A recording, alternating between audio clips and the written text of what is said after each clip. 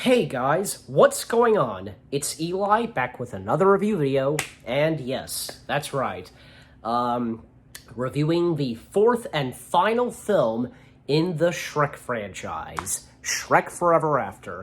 And I want to give a shout out to the Amazing Gamer 111.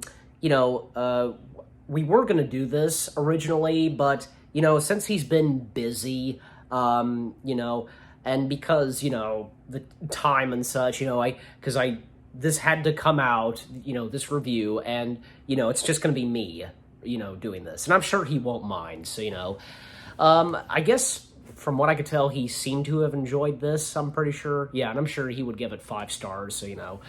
But anyway, so yes, it's going to be just me reviewing this, and that's okay. You know what? I've reviewed the first 2 Shrek films by myself, and, with the exception of Shrek the Third, I've had the Amazing Gamer. So, I guess it's fitting that, it'd be just me reviewing the final Shrek film. You get my point. So, no offense or anything like that, even to the Amazing Gamer. So, anyways, Shrek Forever After, the 4th and final installment in the Shrek franchise, well, series, I almost said it, but it is a series, and even say if there would be a 5th Shrek film, gosh, I remember back when it was announced, and who knows if it's still going to happen, who knows, but, anyway, so Shrek Forever After, the final chapter, because, so this takes place, we do get a backstory, actually, we see that, King Harold and Queen Lillian, and of course, once again, voiced by John Cleese and Julie Andrews, they meet with Rumpelstiltskin and, to make a deal and, for their daughter and not, being cursed anymore, in exchange for, giving them the crowns, their thrones, crowns to Rumpelstiltskin. But word has been given to them that their daughter has escaped the tower by a night. And obviously, that sequence takes place literally when the first Shrek film happens, So, of course, it's Shrek that has saved the princess, and the deal's off, for them and Rumpelstiltskin. And, yeah, so Rumpelstiltskin was this close, so, and then, during present time, we get this montage of what Shrek's life, Shrek's life is like, every single day, taking care of the children, going to the bathroom. There's a tourist coach that comes in, stops by at Shrek's house, and puts a donkey, and Donkey's children pay a visit, and it keeps going on up until when, the day comes when one of Shrek's kids, is having their birthday. And I think it's Felicia. Yeah, that's the daughter's name, Felicia. It's Felicia's birthday. And, of course, they travel to far, far away. And for some reason, Shrek Forever After leaves out and basically ignores Arthur. Because in the last Shrek film, he became king. Why was he left out? I don't know. It's just how the movie turned out, and it seemed to have worked okay without Arthur appearing, and even say if Justin Timberlake reprising the role of Arthur. Oh well. I mean, we do see Queen Lillian. Never mind. So yeah, and Shrek at that point, he's getting tired of his life, and even when even when some villagers come up to him and ask, one of them asks Shrek to sign his torch, and, at least they're no longer, chasing him or anything like that. That's one good thing. And, the birthday cake, it's all, cute and so on, Shrek with a happy face, and a happy ogre, I should say, and, candy corn as teeth, basically. And then, say, Butterpants, yeah, voiced by Mike Mitchell, and his father of Butterpants. That's how his name is in the as I'm looking at it on the tablet. Ryan Seacrest voices Butterpants' dad, and Butterpants asks for Shrek, and as we all know, the famous line, do the roar with a lollipop, do it. It's funny, and Shrek doesn't really want to do the roar, and then. He starts getting stressed out when the pigs, they eat the cake, we ate the cake, and one of the babies start crying. It's Felicia, and, just everything just happening, and then he lets out a roar, he lets his anger out, and he's still a bit pissed off, and that's when, Puss in Boots, everybody, I bring another cake, or whatever he says, and he literally, Shrek out of nowhere literally smashes the cake right there and then, and I guess I can understand, especially coming up to the one scene where, Fiona confronts Shrek, and Shrek is upset how his life is, and he wishes that it could go back to the way it was, when villagers were afraid of him, and he could take mud baths in peace, and Fiona, in response, asks him, "You mean before you rescued me from the tower?" And then he, out of nowhere, says, "Exactly." I could understand that maybe that was, too much, that was beyond Shrek's character, I can understand him being upset, but you really had to take it that far, you know what I'm saying? You get my point. A lot of people, I know that there's a lot of people that, how they felt about that, and I think even my mom as well, oh well. But, anyways, and even Fiona is right on what she tells him, you have friends who adore you, you have 3 beautiful children, a wife who loves you. She's got a point, she's absolutely right. Why can't Shrek see that? Why can't he be happy how his life's been, But anyways, and that's when Rumpelstiltskin, he hears all this, and he convinces Shrek, and, he brings him into his coach, and, and as we all know, Rumpelstiltskin, he has that pet goose, And by the way, I know that this was talked about in me and Amazing Gamer's review of Shrek the Third, where Rumpelstiltskin, he appeared in the third Shrek film, and he appears in the fourth one this time, and has a full-time role as the main villain, and yet the look of him changed, he altered his appearance, and yet I know that that's still been talked about. And what is there to say? Because anyways, you've seen me in Amazing Gamers review, and we've talked about it in detail, and of course I had to mention it again in this. But anyways, so that's when Rumpelstiltskin convinces Shrek to sign a contract or something, a deal. So, Rumple can help Shrek with his problems, be a real ogre, as Shrek says, and everything changes. And that's when everybody is afraid of him now. And he starts scaring the villagers, and he says his famous line from the first film, "This is the part where you run away." Yeah, but that's when Shrek realizes things might have gone too far. He sees that there's an award and wanted posters of Fiona, and he finds his home totally destroyed, and the witches go after him, and he's captured. He meets with Donkey and all of Shrek's other friends working and serving for King Rumple, since it turns out Rumple got the throne of Far, Far Away, because at this time, King Harold actually did sign the piece of paper, and both him and Lillian, they vanished, they disappeared, and now he's got the crown, and now is the ruler of Far, Far Away. And as I said, Shrek's friends, again, they serve for Rumpelstiltskin, I forget, I can remember the wolf, for example. He's Rumple's tailor, helps with his wigs and such, Wolfie, bring me my angry wig. And I just kind of like that. He has a regular white wig, but then when he's angry, his angry wig is literally red, It almost kind of reminds me a little bit of, say, Hades, when he gets angry, his blue flaming hair goes from that to, actual, fire, you know what I'm saying? That's pretty cool. Anyways, I'd even say, well, at one point, as though Shrek does break out, and he takes Donkey with him. Donkey is terrified of Shrek, and Shrek is convincing Donkey that they're best friends. It really doesn't work out at first, and for the first time ever, Shrek actually starts crying, and, even Donkey then finally goes up to Shrek, and they go searching for Fiona, and that's when Donkey finds a plate of waffles, and it's a trap, and they go down this hideout of ogres, rogue ogres basically, and some of the ogres.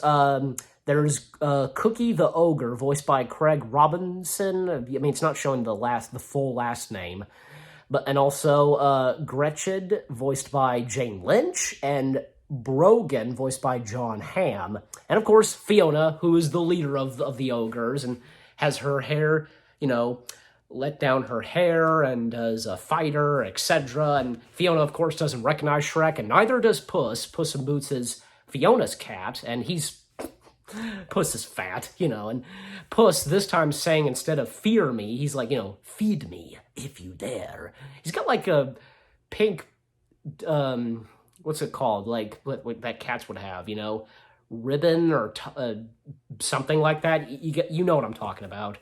I almost forgot to mention Gingy. I do remember this. Gingy is now like a warrior basically, and he would be in arenas or something fighting animal crackers, like wild animal crackers basically. It's funny. We even get to know the backstory of like how Fiona escaped the tower, And I also like to point out that, like, one scene that was pretty funny, like, okay, Rumpelstiltskin is having a meeting with the witches, and Rumple doesn't like what one of the witches say to him, and he throws water in the witch's face, and the witch starts melting. If I recall, the witch is voiced by, what's his face? Andrew, the director of the first two Shrek films and the Narnia films. He did a cameo voicing that witch that got melted. And wanted to point out, Walt Dorn is the voice of Rumpelstiltskin, who was one of the head of story, storyboard heads of Shrek Forever After. And because of that, I read this, because that the writers and director, loved his performance as Rumpelstiltskin during the storyboard reels, they had him be the voice of Rumpelstiltskin. I know I've said this before. It's just amazing when sometimes employees and workers who, either they're from Disney, Pixar, or DreamWorks, they'll sometimes do a voice. And that's great because, when they do a voice of a character, that voice seems to fit so well, like from Joe Rams or, I could go on. So, Bob Peterson, I could go on, just, and Cody, what's his last name? He voices the pigs and Pinocchio, so. And also, there was this one deleted scene, speaking of which, like one deleted scene I remember where, I think, I can understand for it being a cut, where all of Shrek's friends, they attack him, they ambush him, and I can understand why they cut that, because, they're being mean to their friend Shrek, and, well, even though time had changed, and, it's understandable, but still, I can understand it was necessary for them cutting that out, it just seemed kind of hard to see them just be so mean to Shrek, okay, and also, Rumple calls in, a bounty hunter, which is the Piper, and the Piper is able to set his pipe to make ogres dance, and thus that sequence where the ogres are dancing, and however, Shrek and Fiona, they manage to escape thanks to Puss and Donkey.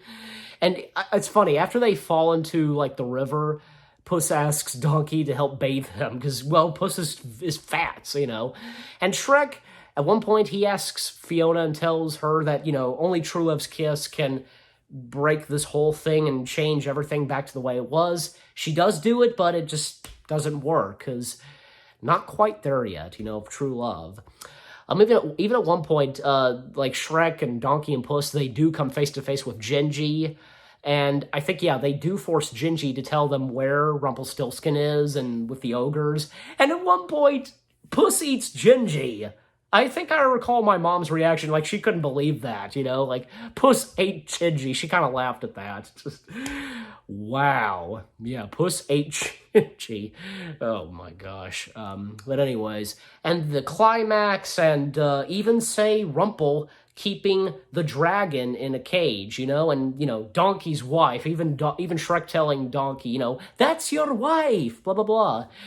And, and everything, like, everybody, like, Rumpelstiltskin is defeated, and so are the witches, and Shrek is nearly about to die because all of this is coming to an end, and the sun is rising, and, that's when true love does happen, and, Fiona, like, falls in love again with Shrek, and, Shrek even had, oh yeah, because when even Shrek at one point earlier in the film cried, he still had his daughter's stuffed ogre plush toy, and he shows it to Fiona and he tells her that they have a daughter named Felicia, and Fiona gets emotional and is like, I always wanted a daughter named Felicia, and Shrek vanishes, and that's when everybody else starts vanishing. Even when Shrek and Fiona, they do kiss, and yeah, true love does happen, and everybody starts disappearing, and Rumpel's the only one that's left, and he's defeated, basically, and everything is back to the way it is, and, Shrek is back where he started after, when he let out the ogre roar, and that's when he's become a better ogre, and, even say earlier in the film, the ogres did this, and now Shrek started doing this, like, showing it off, like the ears, and Fiona was like, I didn't know we can do that. And I like how the movie ends, where back in Shrek's house, everybody's having a party, and God, even Fiona doing her singing and causing the bird to explode, but also Rumpel's goose, exploding as well, and the last shot where everybody's in the mud, just that's a nice way to end the film, and with that shot. And I love how during the credits we get footage of the first three Shrek films, with the song playing, someone who needs me, yeah, that, and and then the song that plays during during when the credits are rolling, we gotta get right back to where we started from, yeah. Oh man, and during the credits, like, I want to mention, because, well, and during another rendition of I'm a Believer, and during the party at Shrek's house, like there's one shot where Puss looks into a mirror, and the way that the mirror is in his reflection makes him fat. It's funny, and even King Harold's portrait comes to life at one point as well, and one of the witches mistakes Pinocchio's nose for a flying broomstick. That was funny. All right, but with that being said, Shrek Forever After, I don't think it's that bad. I understand that it wasn't great or a success or, oh, this is fantastic. No, I mean, I understand that it kind of didn't do so good, and there are those that don't like it, but there are those that do like it, and like myself, I like Shrek Forever After, and if I recall, I think Amazing Gamer likes Shrek Forever After as well. And how do I rate Shrek Forever After? That's a good question, and this popped in my head. I'll give this, let me see, yeah, I'll give it a 7 out of 10 stars. That's about good right there, 7 out of 10 stars. And what about you guys? Do you like Shrek Forever After? What do you think, and what'd you think of my review? Leave comments and give this review a like as always. So again, with that being said, 7 out of 10 stars for Shrek Forever After.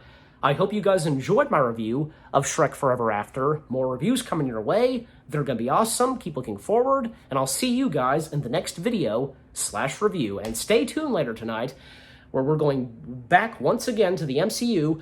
This time, a new face enters in the MCU who has the ability to shrink like an ant.